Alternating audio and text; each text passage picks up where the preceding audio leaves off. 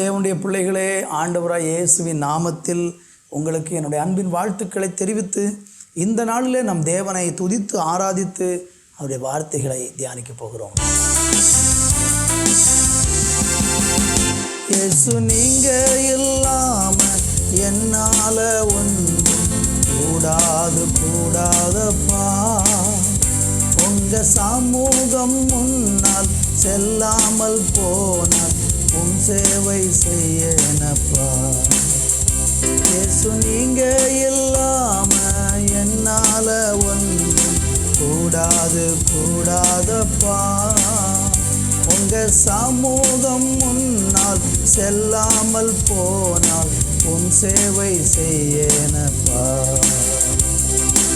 என்னோடு இருந்து நடத்துங்கப்பா, எதிரியின் தடையை அகற்றுங்கப்பா. என்னோடு இருந்து நடத்துங்கப்பா, எதிரியின் தடைகளை அகற்றுங்கப்பா. அதிசயமானவரே, என்னோடு வாழ்பவரே, அதிசயமானவரே, என்னோடு வாழ்பவரே. இயேசு நீங்க இல்லாம என்னால ஒன்றும் கூடாதப்பா. உங்க சமூகம் முன்னால் செல்லாமல் போனால் உன் சேவை செய்யனப்பா. இயேசு நீங்க இல்லாம என்னால ஒன்றும் கூடாதப்பா. உங்க சமூகம் முன்னால் செல்லாமல் போனால் உன் சேவை செய்யனப்பா. ஆண்டவர் நமக்கு முன்னாலே செல்லாமல் இருந்தால் நம்ம ஒரு நாளும் வெற்றி நடை போடவே முடியாது. என் ஆண்டவர் எங்களோடு கூட இருந்து எங்களுக்கு முன்பாக நீர் சென்றால் மாத்திரம்தான் உங்கள் நாமத்தில் நாங்கள் ஆசீர்வாதமாக இருக்க முடியும். உங்கள் பாதுகாப்புக்காக நாங்கள் நன்றி சொல்லுகிறோம். இந்த நாளை என் தேவன் ஆசீர்வதித்தருளும். இயேசுவின் நாமத்தில் பிதாவே, ஆமேன், ஆமேன். இந்த ஆசீர்வாதமான நாளிலே யோபுவின் புஸ்தகம் அதனுடைய 5ஆம் அதிகாரம் 18வது வசனத்தை நான் வாசிக்கிறேன்.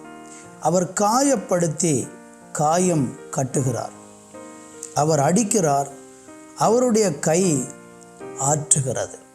அருமையான தேவனுடைய பிள்ளைகளை, வாசித்த இந்த வேத வசனத்திலே ஆண்டவருடைய கரம், ஆண்டவர் நமக்கு எப்படியாக அவருடைய கரம் நம்மை ஆற்றுகிறது அல்லது காயம் கட்டுகிறது என்கிறதை குறித்து இந்த வார்த்தை நமக்கு சொல்கிறது. அநேக நேரங்களில் இந்த உலகத்தில் பல சூழ்நிலைகளில் நம்ம காயப்படக்கூடிய பல சந்தர்ப்பங்கள் நமக்கு உண்டாகிறது. பல சூழ்நிலையிலே மனிதர்கள் மிகவும் அதிகமாக காயப்படுகிறதை பார்க்கிறோம். 2 விதமான காயங்கள் மனிதனுக்கு ஏற்பட வாய்ப்புகள் இருக்கிறது. ஒன்று சரீரத்தில் உண்டாகிற காயம், ஒரு விபத்தினாலேயோ அல்லது ஏதோ ஒரு தவறுதலான செய்கையின் மூலமாக சரீரங்களிலே காயம் ஏற்படுகிறதை பார்க்கிறோம். நீங்கள் வேத புஸ்தகத்திலே நீதிமொழிகளின் புஸ்தகத்தில் 23ஆம் அதிகாரம் 29வது வசனத்தை வாசித்து பார்த்தால், ஒரு மனுஷன் மதுபானம் பண்ணி அந்த மதுபான பாவத்தின் நிமித்தம் அவன் தள்ளாடி கீழே விழுந்து காரணமில்லாத காயங்கள் அவனுக்கு உண்டாகிறது என்று பார்க்கிறோம். மதுபானம் என்கிற பாவம் இன்றைக்கு உலகத்தில் ஏராளம் மனிதர்களை பிடித்திருக்கிறது. இந்த மதுபானத்திற்கு அடிமையாகிறவர்கள் பல விதத்தில் சரீரங்களிலே காயப்படுகிறதை பார்க்கிறோம். இப்படியாக சரீரப்பிரகாரமான காயம் மனிதர்களுக்கு ஏற்படுகிறது. அதை மருத்துவத்தினாலே ஆற்றி குணமாக்குவதற்கு எத்தனையோ விதமான வளர்ச்சிகள் தேசத்தில் இன்றைக்கு உண்டாயிருக்கிறது. ஆனால் இன்னொரு காயம் இருக்கிறது, இருதயத்தில் உண்டாகக்கூடிய காயங்கள். 147ஆம் சங்கீதத்தை 3வது வசனத்தை படித்து பார்த்தீங்கன்னா, இருதயம் நொறுங்குண்டவர்கள் என்று வேதத்தில் நம்ம படிக்க முடிகிறது. அநேக நேரங்களிலே நம்முடைய இருதயமானது பல காரணங்களினாலே நொறுங்கி போகிறதை பார்க்கலாம். சிலருடைய இருதயம் நொறுங்கி போவதற்கு காரணம் சில மனிதர்களுடைய கடினமான வார்த்தைகள். அங்கே சொல்லப்பட்டிருக்கிறது, இருதயம் நொறுங்குண்டவர்களை குணமாக்குகிறார், அவர்களுடைய காயங்களை கட்டுகிறார் என்று நம்ம இங்கே பார்க்கிறோம். என்னை கவனிக்கிற அருமையானவர்களே, இருதயம் நொறுங்கி போகிற சந்தர்ப்பங்கள், அதற்கு பல காரணம். சில மனிதர்கள் ஏமாற்றும் போது நம்முடைய இருதயம் நொறுங்கி போகிறது. சிலர் நமக்கு விரோதமாக தூஷணமாக பேசும்போது நம்முடைய இருதயம் உடைந்து போகிறது.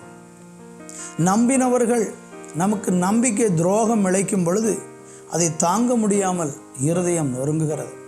சில மனிதர்கள் கடினமாக நடத்துவார்கள். மனைவியை கடினமாய் நடத்துகிற கணவர்கள் உண்டு, பிள்ளைகளை கடினமாய் நடத்துகிறவர்கள் உண்டு. இன்னும் பிள்ளைகள் வயது முதிர்ந்த பெற்றோர்களை ரொம்ப கடினமாக நடத்துகிறதும், அவர்களை பராமரியாமல் அவர்களை அனாதைகளாக விட்டுவிடுகிற சந்தர்ப்பங்களிலே பெற்றோர்களுடைய இருதயம் பயங்கரமாக நொறுங்கி போகிறது. இப்படி வரிசையாக சொல்லிக்கொண்டே போகலாம். இருதயம் நொறுங்கி போவதற்கு பல காரியங்கள் காரணமாக இருக்கிறது.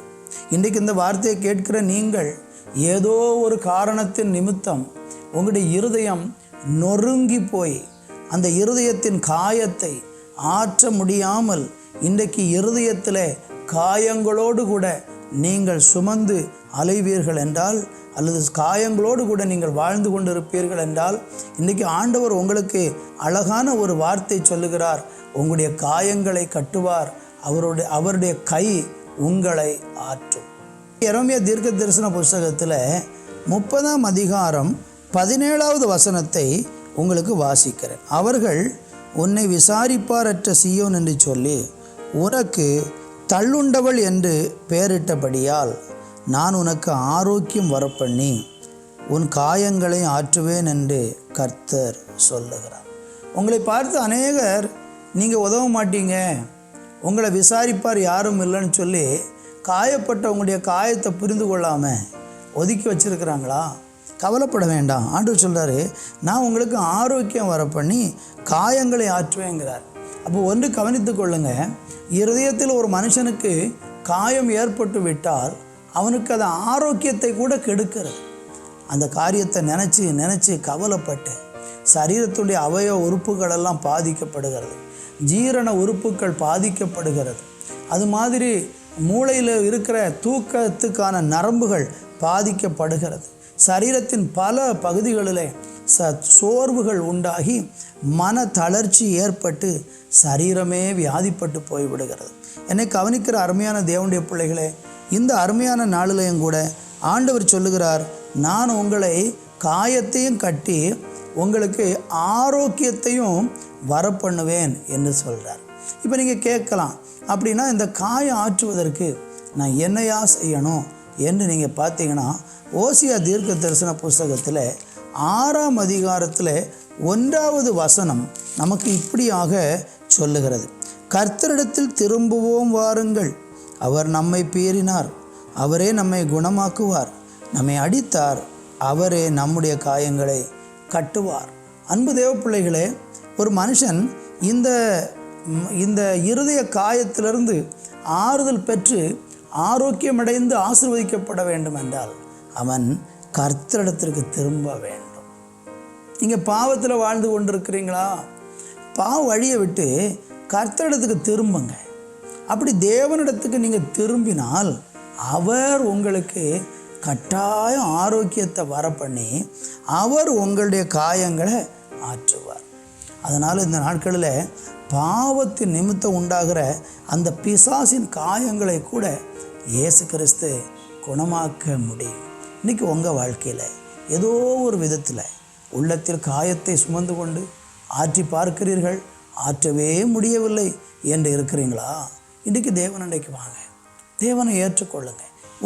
ஒரு நல்ல தீர்மானம் எடுங்க, நான் இயேசுவை பின்பற்ற போகிறேன், இயேசு என்னுடைய காயங்களை குணமாக்குவார் என்று அவரை நம்புகிறேன் என்று விசுவாசத்தோடு அவரை தேடி பாருங்கள். கர்த்தர் நிச்சயமாக உங்களுடைய காயத்தை ஆற்றி ஆசீர்வதிப்பார். நல்ல பிதாவே, உமக்கு நன்றி. நீர் எங்களுடைய காயங்களையெல்லாம் ஆற்றி எங்களை குணமாக்க நீர் வல்லவராய் இருக்கிறதற்காக நன்றி. எந்தெந்த பிள்ளைகளெல்லாம் மனதிலே ஆழமான காயங்களோடு இருக்கிறாங்களோ அந்த காயங்களிலிருந்து இன்றைக்கு ஒரு ஆறுதல் அவர்களுக்கு உண்டாகும்படி கர்த்தர் அவருடைய காயங்கட்டி அவர்களை தேற்றி பலப்படுத்தி ஆசீர்வதிக்கும்படி ஜெபிக்கிறேன். பெரிய காரியங்களை செய்யும் இயேசுவின் நாமத்தில் பிதாவே. ஆமென், ஆமென்.